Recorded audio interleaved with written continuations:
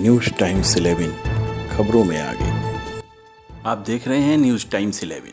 सरकारी योजनाओं को धरातल पर उतारने के लिए सरकार की आशा की किरण बनी आशा बहुएं काम के बोझ और सिस्टम की मार से हताश, लाचार और टूटी हुई हैं।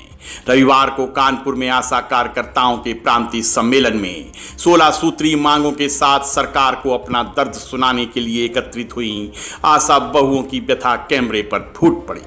पहले तो हमारे काम के घंटे नहीं तय है, हम लोग 24 घंटे के वर्कर है। जिस समय फ़ोन आता है उस समय उठकर चल देते हैं। दूसरी बात, फील्ड में हम लोग दिन भर बिना पानी, बिना वॉशरूम के टहलते रहे, जिससे हमारे शरीर में भी पानी की कमी, खून की कमी, ना खाना ना पानी, उस वजह से भी दिक्कत होती है। हम ये बोलना चाहेंगे, हम लोग दूसरों के घर में रोशनी करके अपने घर में अंधेरा कर रहे हैं। हम लोग का एक तरह से शोषण ही हो रहा है, समझ लीजिए। कम पैसा दे के एक मजदूर को भी 300 रुपये मिलते होंगे, जो मजदूरी ईटा उठाते हैं, अनपढ़ जाहिल लोग। हमको क्या मिल रहा है? 24 घंटे की ड्यूटी, और फिर मान सम्मान भी नहीं मिल रहा है कहीं पे भी, कि कहीं हमें PSC में मान सम्मान मिल रहा हो या कहीं भी नहीं, दौड़े चले जाओ, कोई वो नहीं। ना मानदेय मिल रहा है, ना पैसा, ना समय पे पैसा मिल रहा है। हम लोग, हमारा बच्चा बीमार होगा, हमें एक दिन की छुट्टी नहीं मिल सकती है। हम लोग की एक पेमेंट बांध दी जाए, जो हम लोग को तिनका करके मिलता है ना, कि हम लोग इतना काम करते हैं कि अपने मत का खुद नहीं बता सकते कि हमने कौन से मत का काम कर लिया है। डेंगू वाले तो देखो तो मुंह उठा के चले आ रहे हैं, मलेरिया देखो तो मुंह उठा के चले आ रहे हैं। किसी का हस्बैंड मसाला खा रहा है, उसको भी छुड़ाने के लिए हम ही लोग को पकड़ा जा रहा है। सब कुछ जो डेंगू मलेरिया, यहाँ तक पता नहीं कौन कौन चले, सब आशा ही कर रही है। हेल्थ डिपार्टमेंट पूरा आशा के कंधों पर डिपेंड है। कहते रीढ़ की हड्डी, आशा रीढ़ की हड्डी को तोड़ दिया गया, आशा में जान ही नहीं उठने के लिए।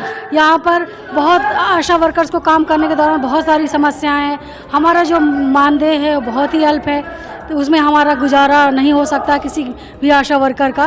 तो कम से कम एक जो मिनिमम वेज होता है वो सरकार को हमें देना चाहिए, और वैसे तो हमें राज्य कर्मचारी घोषित करना चाहिए। जब तक राज्य कर्मचारी नहीं घोषित किया जा रहा तब तक हमारा एक सम्मानजनक मानदेय होना चाहिए। जैसे मातृत्व अवकाश की जो आवश्यकता है वो भी नहीं मिलता, और कभी कभी उसका पैसा काट लिया जाता है, अगर मिला भी। तो ये इस तरीके से हमारी 16 सूत्रीय मांगे हैं, हमको मिलनी चाहिए। आशाएं जब भी डिलीवरी के लिए CSC PSC जाती हैं तो वहाँ पर एक आशा के लिए खड़ी रहती हैं, बैठने के लिए, पानी पीने के लिए भी कहीं जगह स्थान नहीं होता है। तो हमारी सरकार से है कि सभी जिला अस्पतालों में एक आशा रूम होना चाहिए। सर, हम लोग की समस्या ये है कि काम बहुत सारा है, कई सारे कम्मत का काम हम लोग को दे दिया जाता है। जैसे फैलेरिया हो गया, ACF TB का प्रोग्राम चल रहा है, 3 साल से पैसा सर नहीं आया है। और मार्च के बाद क्लोजिंग का समय हो जाता है तो पिछला पैसा कहते आ जाएगा, करते करते पैसा सर नहीं आता है। ये चीज़ है हम लोग का। कई सारी, जैसे फैलेरिया है, दस्तक अभियान है, इसका प्रोग्राम का पैसा ही नहीं आता है, और काम करना होता है। आप ऊपर से आकर के सर चेक करते हैं इनके घर में चौकिंग क्यों नहीं हुई। कई सारे मत का पैसा ऐसा है कि आता नहीं, और काम सरकार से अब क्या चाहती हैं? सरकार से हम लोग ये चाहते हैं कि हम लोगों का अलग अलग विभाग से पैसा ना आकर के एक मुश्त रकम आए, और हमको राज्य कर्मचारी घोषित किया जाए। राज्य कर्मचारी घोषित करेंगे तो हम लोगों को 25,000 रुपये, 18,000 रुपये मानदेय हो जाएगा सर, तो हम अपने परिवार का अच्छे से भरण पोषण कर पाएंगे। सर जी, हम लोगों को सारे काम बता दिए जाते हैं, जितने भी छोटे वर्कर हैं, बड़े अधिकारी से लेके सिर्फ आशा बहुओं पर पूरा काम दिया जाता है।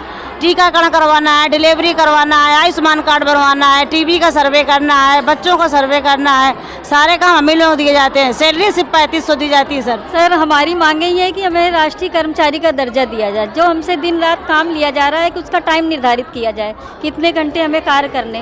कोई भी काम आता है हम लोगों को सौंप दिया जाता है, और ये धमकी दी जाती है अगर काम नहीं करोगी तो वाउचर में साइन नहीं होगा। 2-2 महीने, 6-6 महीने पेमेंट रोक दी जाती है, कोई सुनवाई नहीं होती है, और हम लोगों का वाउचर रोक दिया जाता है। आज सत्यदेव पचौरी जी आए हुए हैं, क्या अपेक्षा कर रही हैं आप? उनसे अपेक्षा ये कर रहे हैं कि हमारी मांगों को लेकर लखनऊ तक पहुंचाएंगे। उनसे उम्मीदें तो बहुत हैं, अब देखिए वो क्या करते हैं हम लोगों के लिए।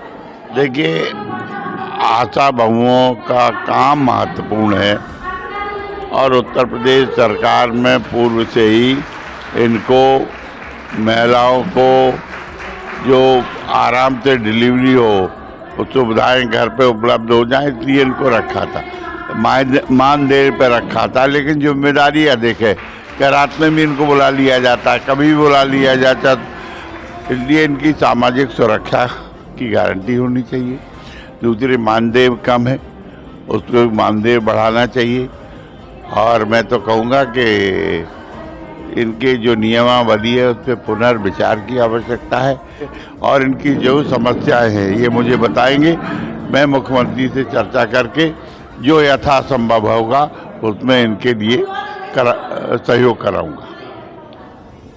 तो सांसद सत्यदेव पचौरी जी इस बात को कह रहे थे कि जो यहाँ आशा बहुओं की जो समस्याएं हैं, जो दिक्कतें हैं, उनको माननीय मुख्यमंत्री तक वो पहुँचाएंगे और इस समस्या का हल निकालने की कोशिश करेंगे, इसका निदान करने की कोशिश करेंगे। कैमरा पर्सन सुमित पांडे के साथ संतोष बाजपेयी, न्यूज़ टाइम्स 11 कानपुर। ऐसी ही तमाम महत्वपूर्ण खबरों को देखने के लिए चैनल को लाइक और सब्सक्राइब जरूर करें।